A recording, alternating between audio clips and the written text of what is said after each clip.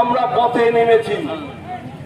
আমরা আশা করব একটা বার্তা দিতে যে এই এলাকার মানুষ স্বতঃস্ফূর্তভাবে এসে আমাদের এখানে এসে আমাদের রেজিস্টার খাতায় সই করে ইচ্ছা মতো আপনারা দান করে রসিদ সংগ্রহ করুন।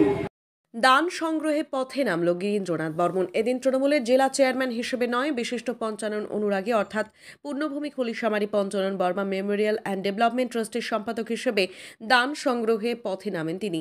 ভরা বাজারে রাস্তার পাশে ক্যাম্প করে রীতিমতো দান সংগ্রহ করতে দেখা যায় তাকে। সাথে ছিলেন আরও অন্যান্যরা। জানা গিয়েছে, খলিশামারীতে পঞ্চানন বর্মা বিশ্ববিদ্যালয়ের দ্বিতীয় ক্যাম্পাসের ঘর তৈরির জন্য সংগ্রহ করা হচ্ছে এই অর্থ। গিরীন্দ্রনাথ বর্মন বলেন, পঞ্চানন বর্মা বিশ্ববিদ্যালয়ের দ্বিতীয় ক্যাম্পাস পরিকাঠামো উন্নয়নে বড় ধরনের কোনো সরকারি অনুদান পাওয়া যায়নি। মন্ত্রী উদয়ন গুহ 28 লক্ষ টাকা দিলেও সেটা পরিকাঠামো উন্নয়নে যথেষ্ট নয়। দ্রুত পরিকাঠামোগত উন্নয়নের পাশাপাশি ভবন তৈরি করে বিভিন্ন বিষয়ে পড়াশুনো চালুর উদ্দেশ্যে দান সংগ্রহে পথে নেমেছেন বলে তিনি জানান। এমনকি সাধারণ মানুষকে এগিয়ে আসার কথাও তিনি বলেন। প্রশ্ন হচ্ছে, মাননীয় মুখ্যমন্ত্রী মনীষী পঞ্চানন বর্মাকে শ্রদ্ধা জানানোর জন্য কুচবিহারে মূল ক্যাম্পাস স্থাপন করা সত্ত্বেও খলিশামারীতে দ্বিতীয় ক্যাম্পাস স্থাপন করেছে। দ্বিতীয় ক্যাম্পাসের পরিকাঠামো উন্নয়নে আমরা সরকারি তরফ থেকে কোনো বড় অনুদান পাইনি। সম্মানীয় মন্ত্রী উদয়ন গুহ 28 লক্ষ টাকার একটা দান 2টি এসিআর দিয়েছেন। সেটা বিশ্ববিদ্যালয়ের পরিকাঠামোর পক্ষে যথেষ্ট নয়। তাই আমরা চাচ্ছি দ্রুত মানুষের সাহায্য নিয়ে আমরা সেখানে একটা পরিকাঠামো বিল্ডিং তৈরি করতে যাচ্ছি। ইতিমধ্যে আমরা 10,000 বর্গ ফুট 300 মিটার দীর্ঘ ছাদ আমরা দিয়েছি। সেখানে ইটের গাঁথুনি চলছে। আমরা চাচ্ছি দ্রুত সরকারি সাহায্য আসার আগে আমরা ক্লাস পঠন পাঠন একাধিক ক্লাস, 2টা ক্লাস চলছে, আরও আমরা চাচ্ছি দ্রুত 4-5টি সাবজেক্ট এখানে দ্রুত চালু হোক। তার একটা পরিকাঠামো ভিক্ষা করে আমরা তৈরি করে দিতে চাচ্ছি। কারণ মানুষ জমি দিয়েছেন, ভিক্ষা করে তারা মানুষ জমি দিয়েছেন। আমরা চাচ্ছি এই মানুষের দানে এখানে দ্রুত গৃহ নির্মাণ কাজটা আমরা সম্পূর্ণ করতে চাই।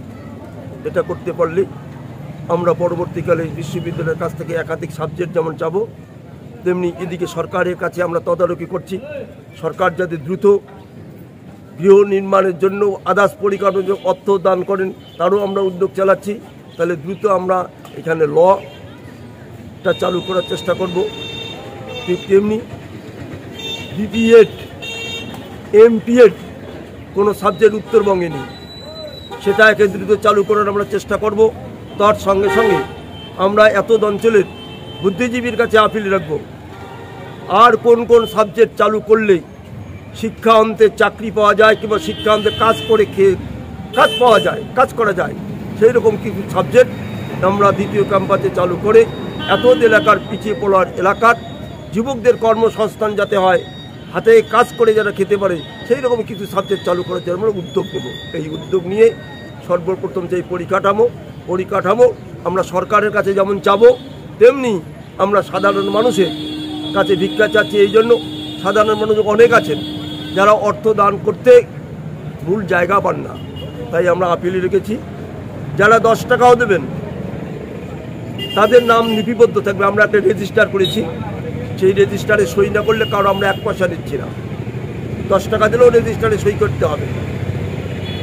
সেই যারা দিয়েছেন তাদের নামে একটা পুস্তিকা বার করবো, কার কে কত টাকা, তার একটা বই প্রকাশ করব। যারা 10,000 টাকা দেবেন তাদের আমরা শ্বেত ফলকের নামটা লিখে দেবো, কতজন 10,000 টাকা দিয়ে সাহায্য করেছেন। যারা 1 লক্ষ টাকা দেবেন তারা স্মৃতিফলক দেবেন, বাবা মার নামে স্মৃতিফলক দেবেন এবং কার দিলেন উদ্যোগে সৌজন্যে কার তার উল্লেখ থাকবে। আর যারা 3 লক্ষ টাকা দেবেন, এমন কোনো মানুষ আছেন বাবার নাম, মার নাম, ঠাকুরদার নাম অমর করতে চান, কোথায় দেবেন? পারেন না। তারা সেখানে 3 লক্ষ টাকা দিলে তার বাবা মার নামে একটা স্মৃতিকক্ষ উৎসর্গ করতে দেবেন। আমরা আপিল রাখছি, আমরা মন্দিরে দান করি, আমরা মসজিদে দান করি, বিভিন্ন ক্ষেত্রে অর্থ দান করি, কিন্তু আমরা মানুষের কাছে একটাই আপিল করতেছি, শিক্ষার ক্ষেত্রে দান করলে, মন্দির মসজিদে দান করলে আমরা স্বর্গে যাব কিনা, বেহেশতে যাব কিনা তার কিন্তু প্রমাণ হাতে নেই। কিন্তু আমরা এখানে যদি দান করি, আমাদের দামে যদি বিদ্যালয় গড়ে ওঠে, এখান থেকে পাঠ করে একটা ছেলে লয়ার হবেন, ল পাস করে ম্যাজিস্ট্রেট হবেন, হাকিম হবেন এবং হাইকোর্টের বিচারপতি অব্দি হতে পারবেন। একটা এখানকার ছেলে MA PhD করে কলেজের অধ্যাপক করে সাক্ষাৎ লাভ, তীর্থ ফলের কালো সাক্ষাৎ লাভ। তাই আমরা সাহায্য পাচ্ছি। এই দাবিটা, এই প্রচারটা আমরা মানুষের কাছে আসছি আজকে ওপেন রাস্তায় নেমে, যে আপনারা সাহায্য করুন আর ভবিষ্যৎ প্রজন্মের উন্নতির পথে সাহায্য করুন।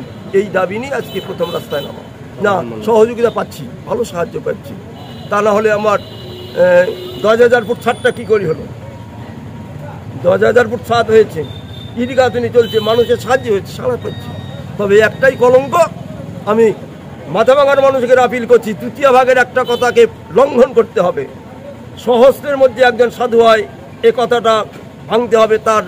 ওনার কথার প্রমাণ আছে। এখন অবধি 325 জন লোক মাত্র আমাকে আর্থিক দান করেছেন, মানে রসিদ কাটা হয়েছে 325 জন মানুষ আমাকে আর্থিক দান করেছেন। তাই মাথাভাঙা সাব ডিভিশনে বা কুচবিহার জেলায় 325 জন লোক নয়, 325টা পরিবার নয়। এইটাই ভাঙানোর জন্য মদন মোহন তর্কালঙ্কারের যে আপ্তবাক্য, এই আপ্তবাক্যটা ভাঙানোর জন্য এই পথে নামানো।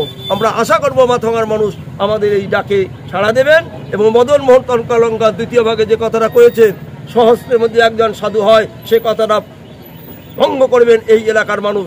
যেহেতু মনীষী পঞ্চানন বর্মা উত্তর পূর্ব ভারতে প্রায় একটা সংখ্যাগরিষ্ঠ জনজাতির মানুষের আত্মপরিচয় দিয়েছিলেন। তারা দাঁত ছিলেন, পরিচয় ছিল না, পরিচয় ক্ষত্রিয় করেছিলেন। সেই সব মানুষের কাছে, তার সাথে সাথে এখানকার যত মানুষ আছে সব মানুষের কাছে আপিল, আমাদের এখানকার নবপ্রজন্ম উত্তরসূরিকে শিক্ষিত করার জন্য বিশ্ববিদ্যালয় দরকার, আর এখানে দান করা দরকার। এই বার্তাটাই মানুষের কাছে দেওয়ার জন্য আজকে পথে নামা। এখন এই মাথাভাঙা সাব ডিভিশনের লোক কথা আমাদের এখানে চাঁদা দিয়েছেন, জলপাইগুড়ির লোক, কলকাতার লোক, দিনহাটার লোক এবং আসামের গৌরীপুরের লোকও চাঁদা দিয়েছেন। টোটাল সংখ্যা হচ্ছে 310, 325। তাহলে সহস্রের মধ্যে একজন সাধু হয়, এ কথাটা অতীব সত্য।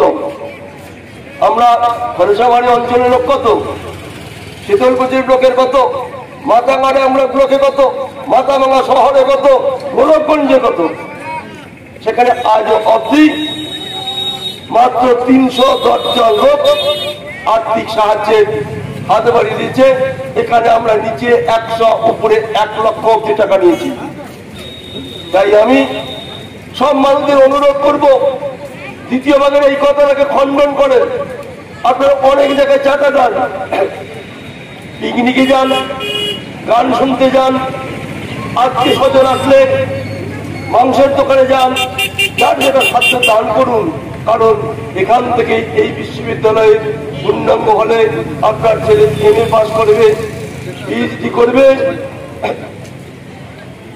উৎসব, অনুষ্ঠান, পুজো কিংবা এমনি সময় অত্যাধুনিক হেয়ার কাটিং এর সাথে নিজেকে আরো আকর্ষণীয় করে তুলতে চান? তাহলে আর দেরি কিসের? আজই চলে আসুন আমাদের প্রতিষ্ঠানে।